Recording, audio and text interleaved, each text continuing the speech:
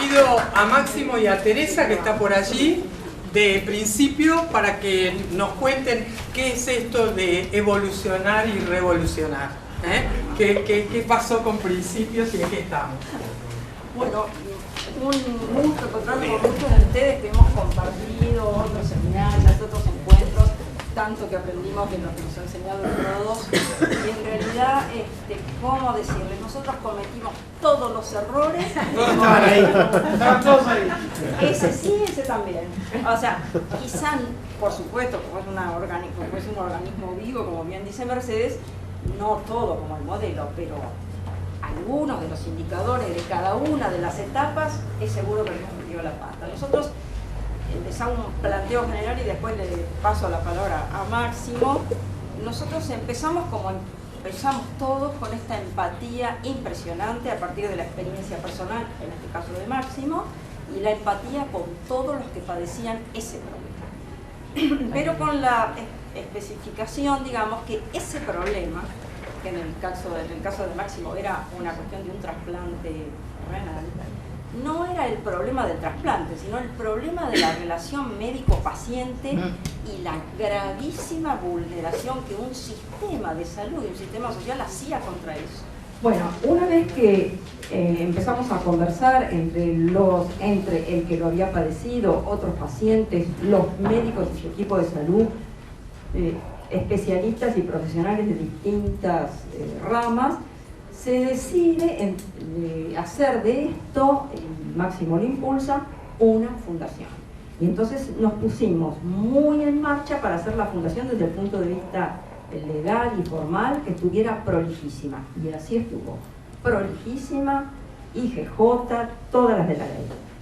A partir de eso empezaron, o junto con eso empezaron a aparecer los casos y, entre comillas, el éxito frente a la resolución de los problemas de nuestros pacientes fue bárbaro para nosotros y fue increíble el aluvión de casos que se nos vinieron encima. Conclusión, lo mismo que hemos escuchado tantas veces, la urgencia de solucionar los casos fue poniendo entre paréntesis otros problemas, los problemas internos de la organización. No obstante ello, nosotros tratamos de hacer los deberes bastante bien, entonces teníamos asesores, teníamos cuerpos de gente a la cual podíamos pedir opinión, establecimos algunas alianzas y nos fuimos posicionando dentro del mundo de lo que es el sistema de salud con una pequeña marca, decíamos nosotros. O sea, cuando aparecía Principios, aparecía, que muy bien lo capta Mercedes, como una revolución, porque no teníamos pelos en la lengua y porque nos metíamos con un problema gravísimo como era el entorno político, social, grave que tenemos y que en materia de salud se transforma en una cosa definitivamente perversa. Bueno, frente a esto, la organización decide, en un momento que tal vez coincide con esta etapa de adolescencia que señalaba Mercedes, en la necesidad de ser más profesionales. Y allí, en el medio de la que era la turbulencia permanente de atender casos, procuramos hacer una organización mucho más racional, mucho más profesional, introdujimos cambios, trajimos gente, estructuramos, hicimos un despelote que no les quiero contar, que generó todo tipo de ruidos adentro de la organización. Nosotros lo hacíamos felices, pero mientras tanto las confianzas generadas al interior de la organización se fueron desgastando. El consejo de administración, algunos renunciaron y nos da la sensación, nos parece, visto hoy aún dando un paso atrás, que la gran confusión que había entre lo que era el consejo de administración, gobierno de la organización y la gestión se había mezclado hasta tal punto que había generado un empaste en la organización de sí misma. Esto a nivel interno. A nivel externo las cosas no fueron mejores para nada, porque había todo un sistema judicial con el que al principio nosotros contábamos que cambió. Es decir, las formas en que se producían los amparos de parte de los jueces cambió. El sistema forense de la Ciudad de Buenos Aires cambió. Las cuestiones de las jurisdicciones cambiaron. Entonces todo lo que era más o menos aceitado al principio, empezó a ser trabado por estas trabas de orden político, social, jurídico, tremendas. También cambió, o digamos empezamos a percibir algo que estaba mucho más en el fondo y que era de orden cultural. Y en eso tuvo que, digamos, ahora le voy a pedir a Máximo que lo explique porque él lo ha vivido y lo sabe muy bien expresar, pero esto tuvo un correlato con lo que eran las búsquedas de financiación.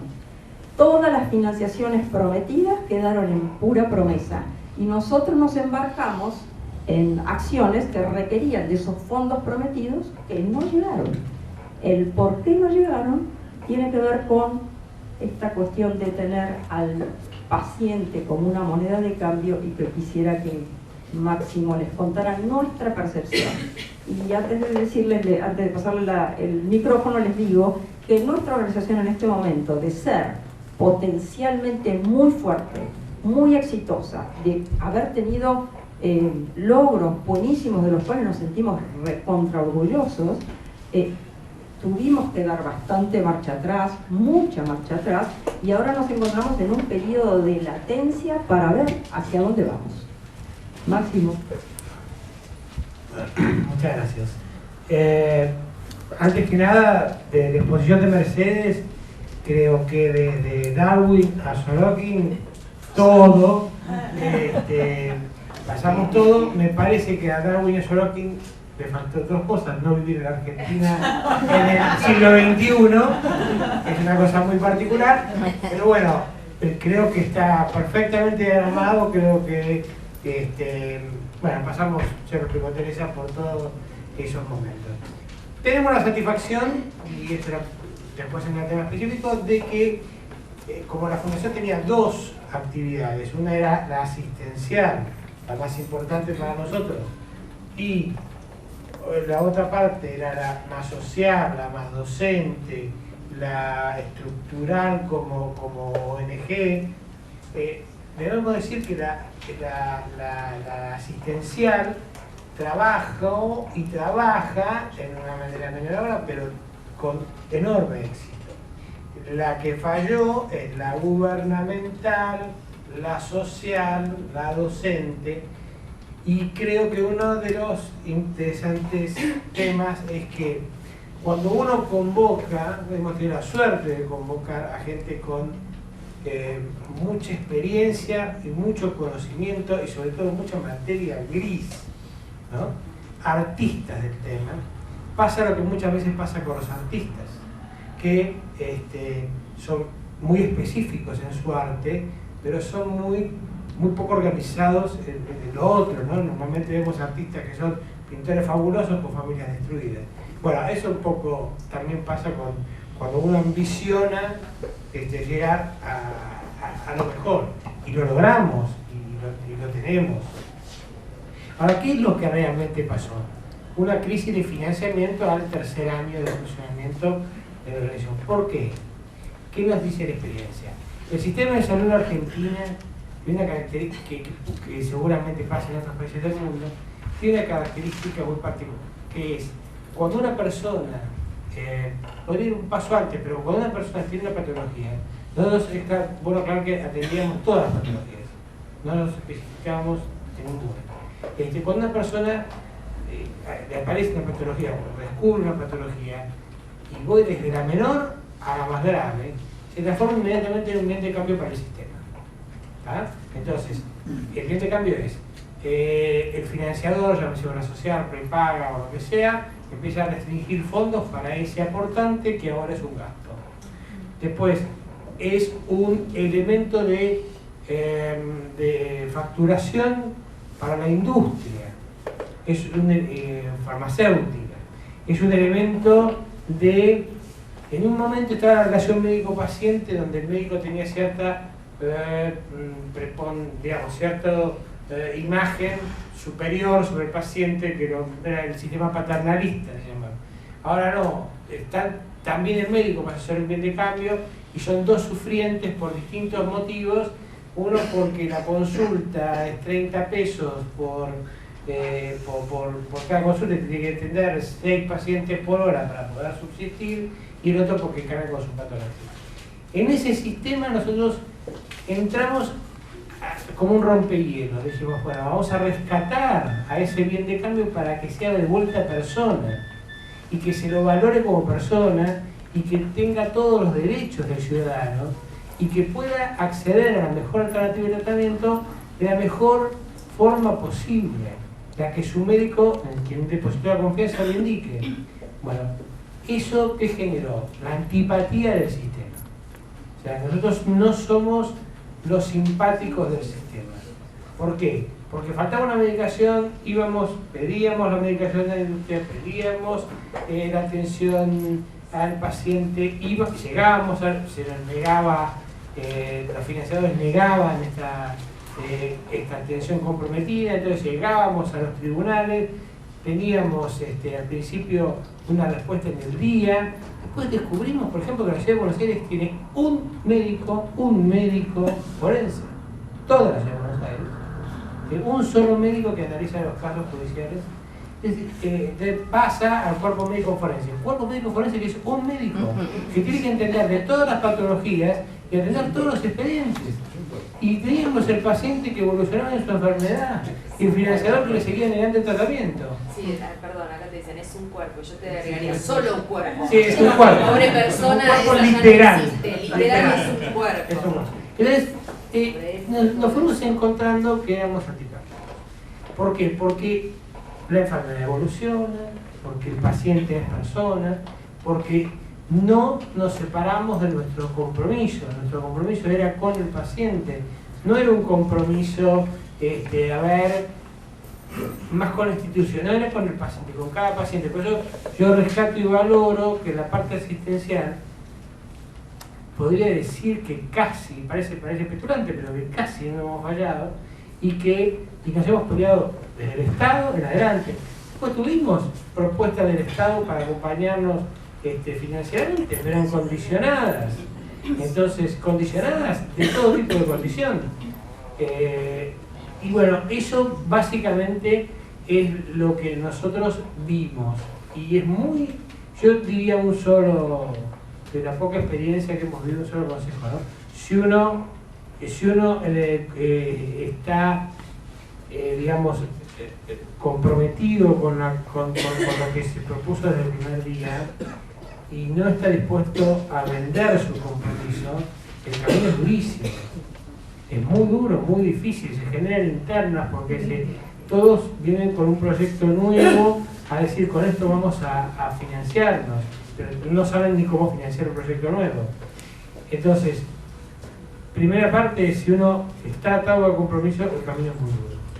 Pero está la otra alternativa, el camino blando, que es usar una institución que lo fundó para poder aliarse a mecenas que lo lleven adelante. ¿Ah? Pero nosotros lo hemos vivido. Lo que no nos hemos apartado es del compromiso. Hoy, en un estado latente de la fundación, siguen viniendo 3 o 4 pacientes derivados por sus médicos por semana.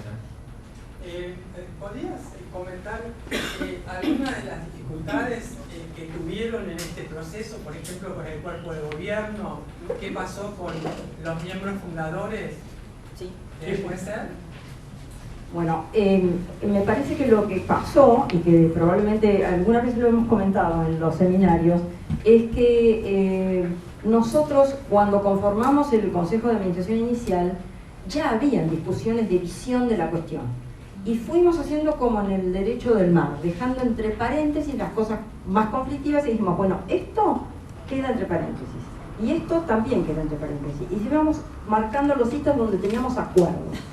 Esos entre paréntesis en los momentos de crisis afloraron con una fuerza que ni les cuento. Entonces, hubo quien se sentía con derecho a recibir un pago de alguna industria para hacer un congreso en no sé qué, a cambio que la fundación aceptara un remedio X para distribuirlo entre pacientes que nunca lo habían pedido, digamos, ¿no? Entonces había estas cosas que uno dice, bueno, ¿a dónde llevó eso? Llevó a que ese miembro del Consejo de Administración se ofendiera, el resto lo criticara, se van de la fundación, y así ocurrieron varias cosas. Los que pretendían hacer gestión de gobierno pretendían ir de acuerdo a la gestión y tampoco tener muy en cuenta los sentimientos iniciales del Consejo de Administración en términos de esta afectividad que nos unió, ¿no? Así que eso me parece que fue serio. ¿Qué pasó con respecto al personal en los momentos estos de crisis? Gente que originalmente asumió roles profesionales y que luego en plena crisis generó, que son reacciones muy comunes y que las hemos visto en todas nuestras organizaciones. Por eso me parece importante que también lo... Bueno, a mí me parece que la necesidad tiene cara de hereje, ¿no? Y tuvimos muchos voluntarios, algunos profesionales y otros no, todos parecían muy comprometidos, y cuando la fundación empezó a tener problemas específicamente económicos o financieros, nunca sé cuál es la diferencia, o bestia de mí, pero cuando no teníamos plata, cuando no teníamos plata, entonces estos tan emotivos colaboradores empezamos a reclamarnos plata, hasta llegar a un juicio laboral. Ojo, porque entonces este tema, que una vez que ocurrió, nos dimos cuenta que habíamos incurrido nosotros en un error muy común de creer que realmente los voluntarios nunca nos van a hacer problemas. No, los voluntarios nos pueden hacer problemas. Y esto fue muy serio, muy doloroso personalmente, porque eran personas que creíamos, y entonces hubo reclamos financieros, reclamos de plata. Otros se fueron. Y no sé si me acuerdo, tuvimos que dejar la sede que habíamos alquilado, irnos todos. Máximo nos acoge a la fundación dentro de su oficina profesional, entonces en un ámbito de la oficina de Máximo está ahora ahí alojada la fundación. O sea que sueños de grandeza, tuvimos que decir, mea culpa, bajemos la cabeza y vemos cómo empezamos de vuelta. En eso estamos hoy. Dos cositas muy cortitas. Primero, como hay muchos intereses creados alrededor de la salud se mueve, saben todos, muchísima plata. Existe la infiltración de las ONG. O sea, las infiltraciones, gente que es tentada dentro de las ONG para hacer una quinta columna, para exponer sus ideas, para imponer un interés especial. Eso, primera cosa. Segundo tema, cuando salimos de la órbita de salud para buscar un financiamiento, nos dimos cuenta que el tema de salud es un tema no marketinero, y básicamente no es marketinero porque tiene un requisito fundamental, que es la confidencialidad. O sea, yo no puedo develar características de los pacientes que atendemos. Entonces, existen organizaciones de educación, Cimientos, que consigue fondos por todos lados. ¿Por qué? Porque Coca-Cola pone tanta plata por año en Cimientos, identificando al alumno que está, digamos, becando, le controla las notas. Nosotros no podemos armar programas.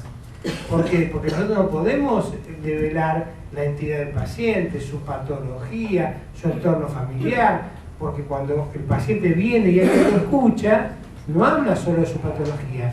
En una charla de 45 minutos, una hora o lo que el paciente necesite, son 5 minutos que cuenta su patología, el tratamiento que no le están dando, y el resto es todos los trastornos de su vida que generó esa patología.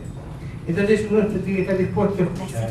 Y no son simpáticos, no son marketineros, y cuando uno lo sale a decir, ayúdame porque estoy ayudando las casi 800 personas que pasaron por la fundación, desde una consulta mínima hasta tratamientos importantes, ¿qué pasa? No podemos velar ninguna entidad, porque estamos sujetos a la confidencialidad. Entonces, es muy difícil fuera del entorno.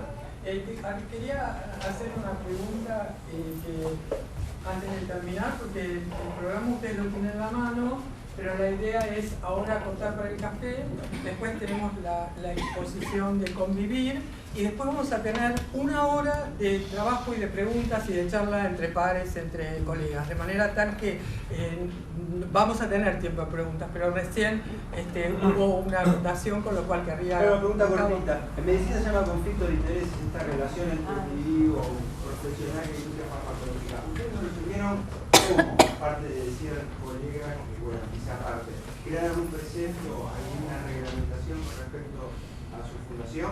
Sí, el precepto es que nosotros estamos, pero totalmente ajustados a la prescripción médica. No nos dejamos influenciar por nada ni por nadie. Respetamos siempre la relación médico-paciente. Podríamos ayudar en que esa relación sea sana, de parte del paciente, no del profesional. Pero nosotros estábamos ajustados a la prescripción. Si a mí la prescripción me hacía pelear por un tratamiento que iba en contra de alguna empresa que nos ayudaba, nosotros lo hacíamos sin dudarlo. ¿Ah? Por eso generamos antipatías. Yo sé que estoy totalmente... ¿La empresa sigue ayudando? Y la empresa empezaba a buscar alguna excusa de recortes de presupuesto, de todo el otro, y... No, el tema de la industria, los laboratorios y el tercer sector es una... hay tensión. Si seguía, a ver, si hubiese seguido ayudando, no estaríamos en la situación en que estamos. Básicamente era muy disimulada su vida, ¿no? Bien. Tengo una pregunta, Máximo. Sí, cómo no. ¿Ustedes estipulaban esto previamente cuando establecían la relación? En la primera charla que teníamos con el eventual colaborador de la industria, nosotros decíamos que nosotros ajustamos a la prescripción médica, aunque vaya contra ustedes. Tenemos un tema, como ejemplo y cortito, con inmunosupresores, y si a mí un médico trasplantólogo me mandaba un paciente trasplantado y le mandaba, como yo siempre decía como ejemplo, le mandaba fluido Manchester, era responsabilidad del médico, no era mi responsabilidad, yo no le iba a cambiar para nada. Por eso la empresa lo sabía de mano, ¿no? Sí, del primer día. En nuestra experiencia nosotros firmamos un convenio con las empresas y una de las cláusulas es que nosotros nos vamos a atener a los objetivos a la misión de la fundación, y que si nuestras acciones van en contra de lo que ellos hacen, va a suceder. O sea que este apoyo no significa ningún tipo de relación. Quizá, Leti, eso responde a lo que vos planteabas, Gustavo, ¿no es cierto? Hay organizaciones que frente a esta situación plantean un código de ética o un contrato específico donde se aclara que la organización no va a adherir a ninguna específica marca o tipo de medicación, ¿no?